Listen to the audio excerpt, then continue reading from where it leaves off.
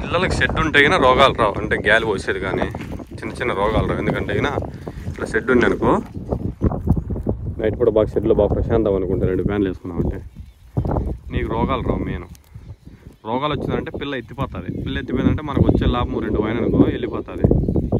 అప్పుడు మనం 95% పిల్లలకు రోగాలు రాకుండా చూసుకోవాలి. అప్పుడు మనకు లాభం అనేది ఆటోమేటిక్గా వచ్చేస్తుంది లాభాలు. ఎందుకంటే బియ్యము ఇవి మొక్కజొన్న కంకులు వస్తాయి కదా, ఈ 2 వేసామంటే పిల్ల ఆటోమేటిక్గా తయారవుతుంది. దానా వేస్తే నీకు ఆటోమేటిక్గా పిల్ల కూడా పెరుగుతుంది, డబ్బులు మనకు ఆటోమేటిక్గా తనకు వస్తుంది. ఎంత కాదు ఎంత నెలకు 50,000 60,000 సంపాదించుకోవచ్చు.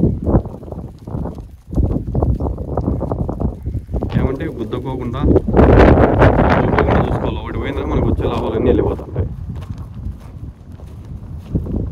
దానా బాగేసి గడ్డి పుల్ల పెట్టామంటే దీనికి సపరేట్ వస్తుంది. గడ్డి పుల్ల 20 ఎకరాలు పెట్టుకున్నామంటే ఇక ఆటోమేటిక్గా డబ్బులు మనం ఎంత కొడితే అంత సంపాదించుకోవచ్చు. బాగా కొవ్వొచ్చినాయి నాణాలకి, తిన్న కూడా తినవచ్చు. ఎట్లా పోతున్నాయి మేసేదంటూ ఉండదు, ఉరికెత్తి పోతానే ఉంటాయి. మంచి వచ్చిన బాగా కొవ్వొచ్చినాయి పొట్టాను.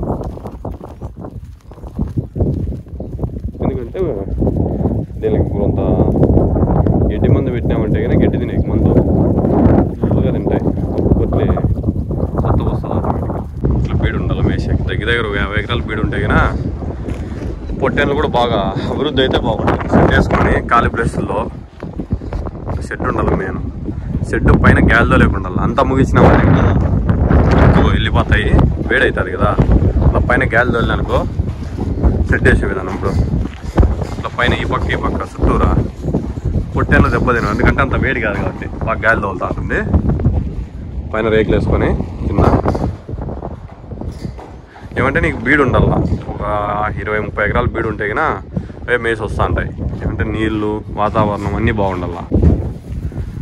పొట్టేళ్ళు బయటికి తోలినాము ఎందుకంటే ఇదంతా బీడు ఉంటుంది కాబట్టి బీడు ఉంటే కన్నా బాగా మెత్తాయి.